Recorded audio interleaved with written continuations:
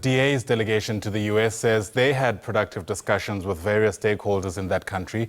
Representatives from the second largest organization in the GNU were in Washington, we're told, to discuss issues affecting both nations. The relationship between Pretoria and Washington strained, of course, following accusations by US President Donald Trump that South Africa's government arbitrarily seizes land from white and Afrikaner people. Let's get the ANC's response to this DA visit and bring in the ANC's first Deputy Secretary General, that's Nomvula Mokonyane, who's with us via our video link. Great to see you. Thanks very much indeed for making time for the SABC News channel. We found out about the DA's visit after the fact as the media. When did you learn about it as the ANC? Morning, Ayanda, and morning to the viewers. And thanks for inviting us. We've known about the visit as you say, the visit by members of the Democratic Alliance to the United States at the time when they were making the necessary arrangements. As you also may be aware, that they left this country as representatives of the Democratic Alliance and those that are part of the cabinet. And in this instance, it's a deputy minister who's not a member of the cabinet, who applied for leave and was granted leave and even informed the president. So he traveled in his own personal capacity without any assertion of representing the South African government, irrespective of them actually being part of the government of national unity, because it is a government of national unity, not solely with the Democratic Alliance. I hear that, and it's interesting because part of what they're emphasizing is that, in fact, they were there as the second largest member of this GNU, suggesting, of course, that they're speaking on behalf of South Africans who put them in that position.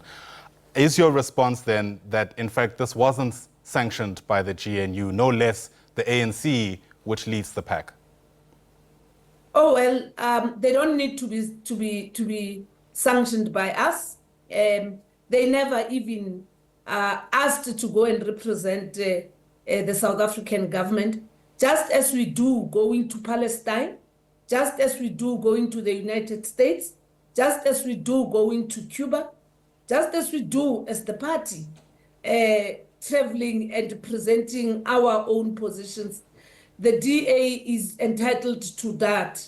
What is actually unfortunate is that they've gone to an extent of affirming what some of us have always said, that they are a racist organization.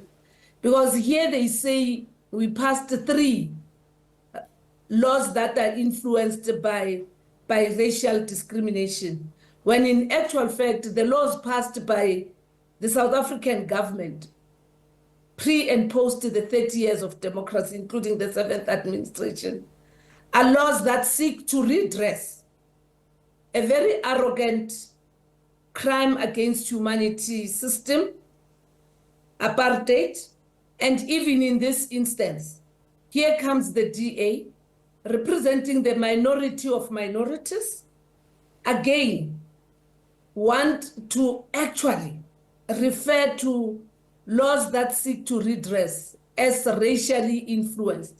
Again, it confirms the fact that they are for self-interest, they are for self-preservation of the privileged. And in this instance, no one in this country, no one in the world can actually believe, I'm sure even those that met them and those that listened to them in the United States of America know very well that if there's one organization in this country that cannot be accused of promoting racial discrimination, is the African National Congress. But it didn't surprise us. It doesn't surprise us. We know how they deal with their own black members. We know how they have colluded with AfriForum. And in fact, now they have actually exposed themselves that they are in cahoots with a right-wing organization, very racist, AfriForum, seeking to tell the world a story that everybody in the world will think twice to believe. Those are strong words, Ms. Mokonyane. And I wonder what your response is to people who are saying this doesn't bode well for a country that has strained relations with the US, and whereas if those relations are not improved, no one stands to benefit. In other words, it would serve us better to have a cohesive message from the two largest organizations in the GNU. And it doesn't seem to me that that's what we're getting out of this visit or talks thereafter. What's your response to that? I think South Africans must disabuse themselves of saying there are two large parties in the GNU. This GNU is made of parties that are in agreement with the ANC. And I keep repeating that. We keep repeating that. Parties entered into agreement with the African National Congress to be part of the government of national unity. And in that, there's a statement of intent. And one of those issues that are in the statement of intent have to do with foreign policy, respect for the rule of law, and respect for the Constitution. If the DA, which is the second largest party in parliament, not in the GNU, in parliament, cannot actually want to then assume a responsibility that they are not given. Because once they become part of a cabinet, they serve at the behest of the president, they serve to execute the laws passed by parliament, and they serve to service the people of South Africa. And of importance, I think, Ayanda, what we need to also reassure South Africans, we value any relationship as the African National Congress, including the relationship with the United States of America. Up until now, we're quite aware that this trade relationship that we have with the United States of America is of mutual benefit. And therefore, we must continue to give the necessary support of the initiatives that are facilitated through government. And we hear people raising the issues about the South African government and so forth. We have an ambassador in the United States of America with a capable team that is communicating. The Trump administration is as yet to appoint the office and has set up the office for trade relations, so that then it can then begin to deal with these issues. Many of the pronouncements that we see, we have even asked our comrades in government whether they have received any of those formal orders. And today, it has only been through the media and through tweets, early hours, and so forth. We are going to respect the diplomatic channels.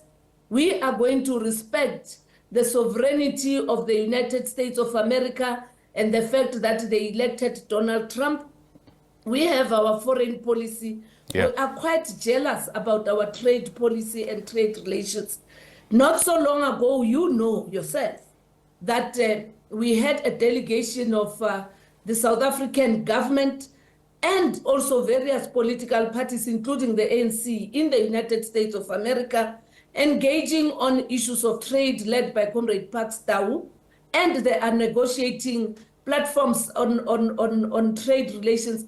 But however, what is of importance also, no self-respecting country can actually be pushed to review its foreign policy based on national interests of a particular country, and in this instance, based on the outcomes of the elections of the United States of America. They've got Donald Trump. Let's afford them the space to establish their administration. Let us also be respected with regard to our foreign policy. So there is nothing that currently is actually making us to panic. We need, as South Africans, to also appreciate that it is us who are calling for a multipolar world.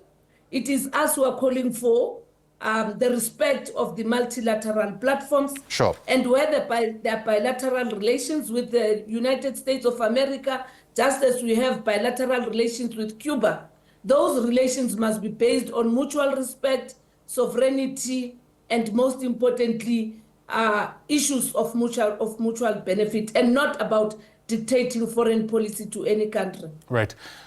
You mentioned the ambassador South Africa's ambassador to the US. Ibrahim Rasool was actually here on the SABC News channel at the height of Donald Trump offering resettlement for the Afrikaner people in his country. And part of what he mentioned in that interview is that, in fact, what he reckons is a workable strategy is for all South Africans to rally behind the facts as they are. with the hopes that ultimately that will land in the US and hopefully things will return to whatever normal looks like on the other side of this. Could the DA's visit not be seen in that light? Oh, well, the DA went there as a party that is not representing the interests of South Africa, but the selfish interests of a party. Ibrahim Rasool is correct. He's the face of the president, he's the face of the South African government in the United States of America. And where there will be a need of a South African delegation, of course, it will be a delegation that is also constituted by a government of national unity.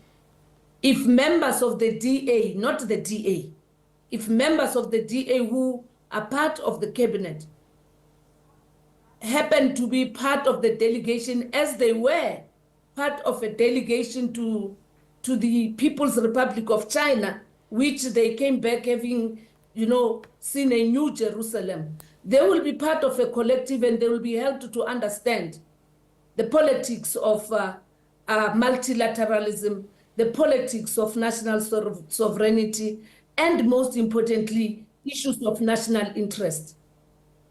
All right, Nomvula Mokonyane, I'm going to have to leave it there. Something tells me there's still a bit of a distance between the ANC and the DA, even at times when, let's face it, we should have a whole lot more of a united front given the challenges from outside. But nonetheless... We are a united front. We are a united front because foreign policy remains. We are a united front because there's one government led by President Ramaphosa.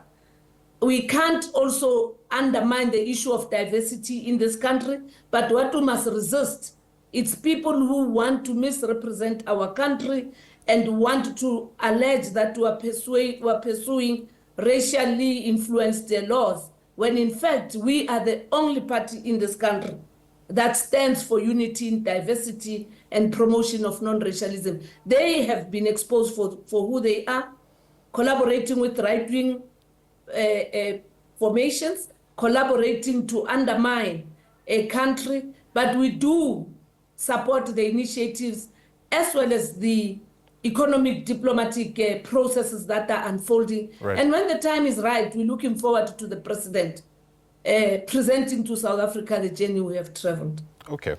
Difficult to see what kind of unity this is in a context where you've called them a racist organization in no uncertain terms. But I think people who are watching will also make up their own mind. Nomvula Mokonyane, always a pleasure. Thanks very much indeed for speaking to us. Nomvula Mokonyane is the ANC's first Deputy Secretary General, reacting there to the DA's visit to the United States.